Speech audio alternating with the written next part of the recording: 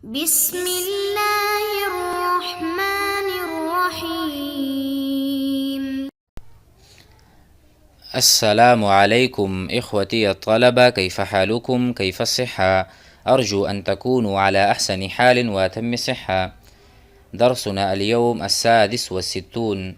هذا الدرس أيضا يتعلق بالدرس السابق، أي بجسم الإنسان. ماذا في جسم الإنسان؟ في جسم الإنسان الحواس الخمسة. فما هي الحواس الخمسة؟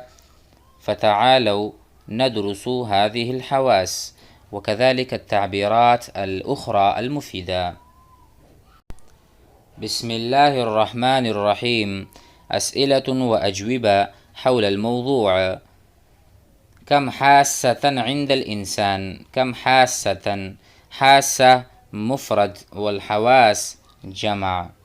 حاسة بمعنى الأشياء التي نستخدمها نحن بالكثرة، وبهذه الحواس نتعرف على الأشياء. مثلا عندنا السمع، فالسمع بالأذن، السمع بالأذن، کان سے ہم سنتے ہیں، یعنی سننا کان سے ہوتا ہے. فالسمع یعنی سننا یہ ایک حاسہ ہے. فہمنا هذا. والبصر نبصر بالعین، نحن نبصر، نحن ماذا نفعل؟ نبصر دیکھتے ہیں، بالعین آنکھ کے ذریعے سے. وکذالک نلمس بالید، ہاتھ سے ہم کسی چیز کو چھوتے ہیں. ونشم بالأنف ونتذوق باللسان. فهذه الحواس الخمسة السمع والبصر واللمس والشم والتذوق. فلا بد أن نتعلم هذه المصادر وهذه الحواس. مثلا أنا أسمع، میں سنتا ہوں. أنا أبصر من باب افعال، میں دیکھتا ہوں. أنا ألمس، میں چھوتا ہوں. أنا أشم، میں سونگتا ہوں. أنا أتذوق، میں چکھتا ہوں. سمع يسمع، أبصر يبصر، لمس يلمس، شم يشم، تذوق يتذوق. تذوق الطالب الطعام، طالب علم نے کھانے کو چکا. تذوق. فهمنا هذه. فكم حاسة عند الإنسان؟ للإنسان 5 حواس. ٹھیک ہے، یعنی پرکھنے کے جو آلے ہیں، آلات ہیں، وسائل ہیں، اعضاء ہیں، وہ ہمارے پاس، انسان کے پاس 5 ہیں. 5 حواس. طيب، ثم السؤال كم أذنا للإنسان؟ کم بمعنی کتنے.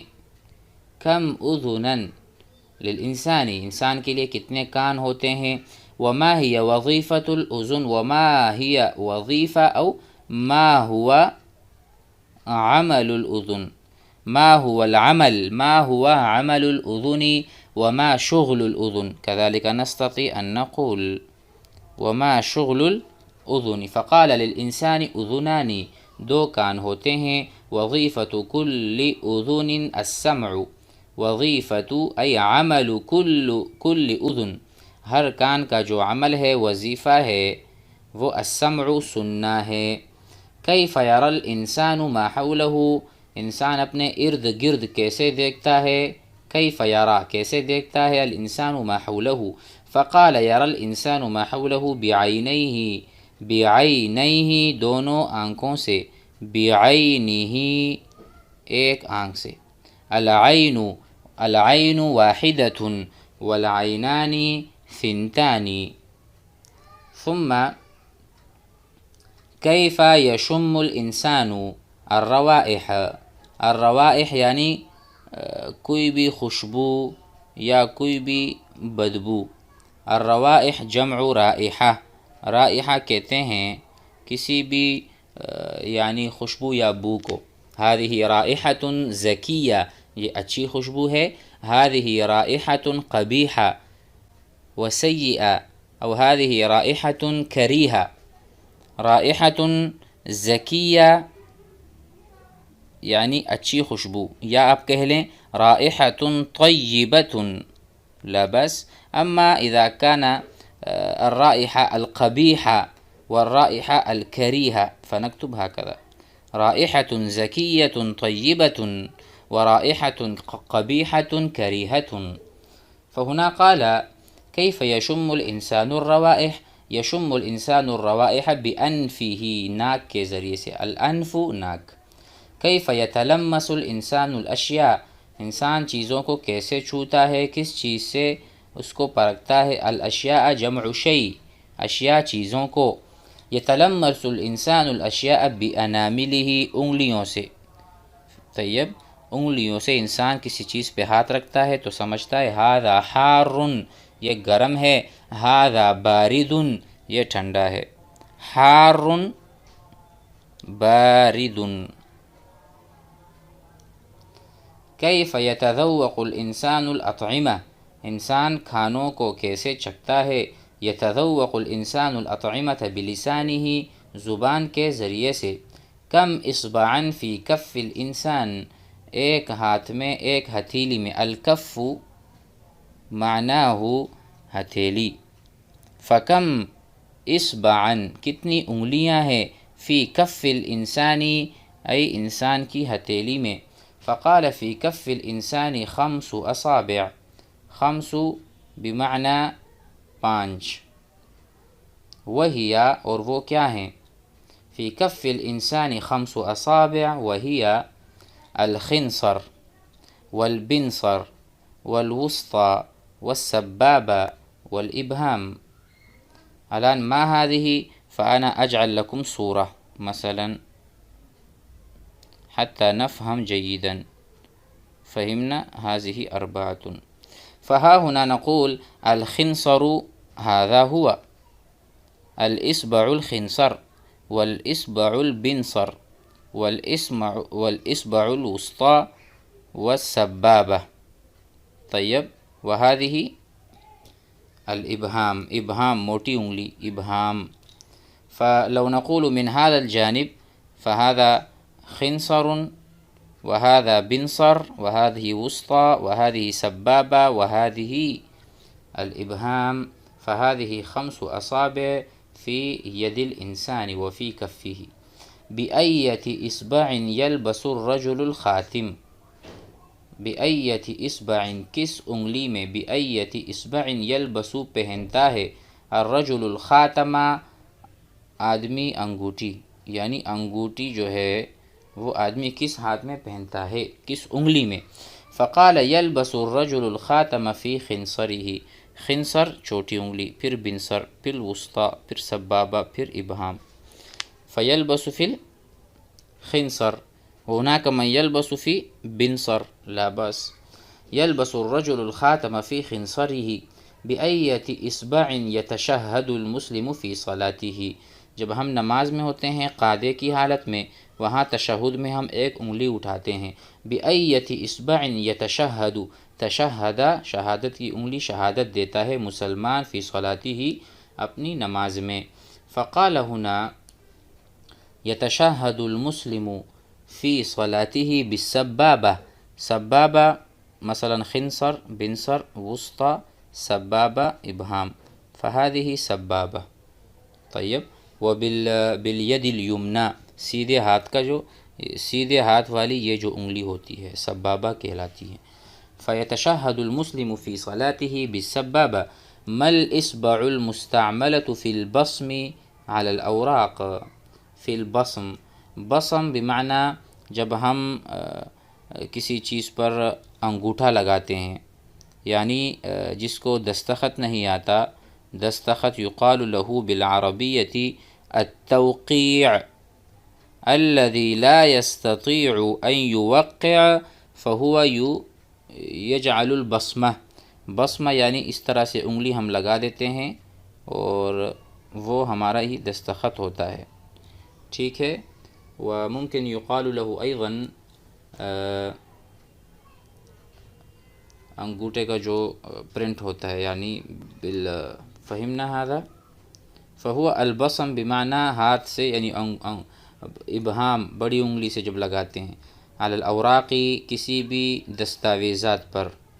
ٹھیک ہے، انگوٹھا لگاتے ہیں. فقال یستعمل الابہام، بڑی انگلی، عادتاً فی البصم علی الاوراق، جب بھی ہم کسی بھی دستخط کے بجائے جب ہم انگوٹھی لگاتے ہیں تو وہ کون سا؟ ابہام، بڑی انگلی سے. ثم أين تضع المرأة الأساور عندما تتزين؟ الأساور، اساور یعنی چوڑیاں. أين تضع المرأة، کہاں رکھتی ہے عورت، الأساور چوڑیاں، عندما تتزین، عندما تتجمل، جب وہ زینت اختیار کرتی ہیں، اپنے آپ کو خوبصورت بناتی ہیں، مزین کرتی ہیں.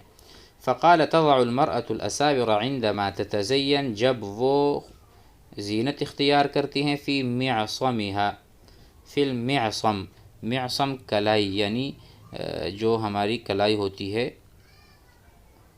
یعنی یہ جو یہاں پر ہاتھ ہے تو یہ کلائی یہاں پر. فیقال عندما تتزین، تتزین فی معصمها. ما هي اجزاء الید، ہاتھ کے اجزاء کیا کیا، یعنی ہاتھ میں کون کون سے جوڑ ہوتے ہیں، ان جوڑوں کے نام یا اس کے ساتھ جو حصہ ہے ہاتھ کا اس کو کیا کہا جاتا ہے. ما هي اجزاء الید، فقال اجزاء الید هي الکف، الکف نحن ذکرنا ہتھیلی. ثم الرسغ، رسغ جب ہم دیکھیں مثلا هذا هو الید، مثلا هذا ید، فهذا المکان رسغ، جس کا دھونا سنت ہے، جب ہم وضو شروع کرتے ہیں تو یہاں تک ہم دھو لیتے ہیں. ثم الساعد، ساعد یہاں سے لے کر یہاں تک کا جو حصہ ہے جو ہم نماز میں یعنی جس کو ہم دھوتے ہیں، کوہنیاں، کوہنیاں. ثم المرفق، مرفق اس حصے کو کہا جاتا ہے، مرفق، ٹھیک ہے. وثم العضد، عضد اس کو کہتے ہیں، یہ جو حصہ ہے جو جس کی مطلب وہ عضلات اور باڈی بنتی ہے. ثم العضد. ثم الکتف، کتف کہتے ہیں کندھے کو.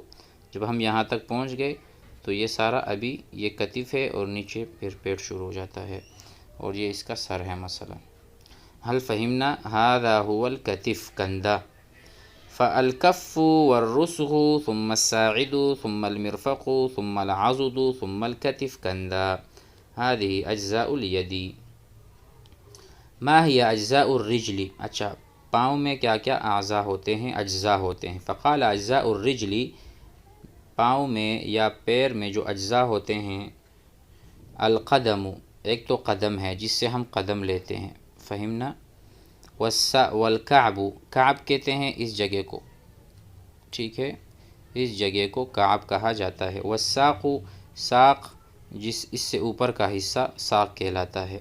والرکبۃ، رکبہ جو ہمارے پیر میں ایک حصہ ہوتا ہے جس میں رکبہ، رکبہ سے مراد ہے جو ہڈی ایک ہلتی رہتی ہے، فہمنا. مثلا انا هنا اصنع صورة صغيرة، هذا دقیقہ. مثلا انا اقول هذا، هذا ثم هذا، هذا انسان. هذه ركبة. وهذا المكان مثلا هذا رجله، فهمنا. فهذه ركبة وهذه بعده فخذ، هذا فخذ، فخذ معنى ران، ران. فأجزاء الرجل القدم والكعب والساق والركبة والفخذ. هذا لا بد أن نحفظ. ما هي أجزاء الرأس، اب سر میں کیا کیا چیزیں ہوتی ہیں. ما هي اجزاء ترکیبی للرأس، سر میں. فقال الجمجمہ، الجمجمہ جس طرح خالی ڈھانچہ ہوتا ہے سر کا اس کو جمجمہ کہا جاتا ہے، خالی کھوپڑی یعنی. والدماغ، الدماغ تعرفون، المخ. والشعر، بال. والخدان، دونوں چہرے، گال، گال، خدان بالاردیہ گال. والانف، ناک. والعینان، آنکھیں. والحاجبان، حاجبان کہتے ہیں جو آنکھوں کے اوپر ہوتے ہیں، ادھر پھر آنکھ ہوتی ہے، اس کو حاجب کہتے ہیں، ٹھیک ہے. اما یہاں پر جو پلکیں ہوتی ہیں اس کو کہتے ہیں ہدبن، ہدبن، شاید اس کا ذکر یہاں پر نہیں ہے. فالعینانی والحاجبانی، آنکھوں کے اوپر ہوتے ہیں، ھذا ہوا حاجبانی، حاجب واحد وحاجب ثانی، عین واحدۃ وعین ثان۔ اما ہنا الاذنانی، دو کان، واللحیۃ دھاڑی، والشارب مونچھ، والشفتانی دونوں ہونٹ، والفم منہ، والجبینانی جبین یعنی ماتھا، والجبہۃ جبہہ بھی کہتے ہیں الجبہہ، یہ بھی ماتھے کو ہی کہتے ہیں۔ فہمنا الجبین، جبین نسیت ما معنی الجبین، علی جبینہ، اما الجبہۃ معناہ ھذا ماتھا۔ طیب ما ہی الاعضاء التی فی البطن، پیٹ میں جو اعضاء اور اجزاء ہیں وہ کیا کیا ہیں؟ فقال الاعضاء التی فی البطن، جو اعضاء پیٹ میں ہیں، القلب دل ہے، المعدۃ معدہ، والکبد کبد کہتے ہیں جگر کو، والامعاء امعاء کہتے ہیں پھیپھڑوں کو، ٹھیک ہے، پھیپھڑوں کو امعاء، اور کبد جگر، المعدہ معدہ، القلب دل۔ فهذا الدرس يكفي إن شاء الله، سنأخذ الدروس بعدها أيضا وهي مفيدة، فينبغي أن ندرس مرارا وتكرارا هذه الدروس ونستعملها مع الناس والطلاب. السلام عليكم.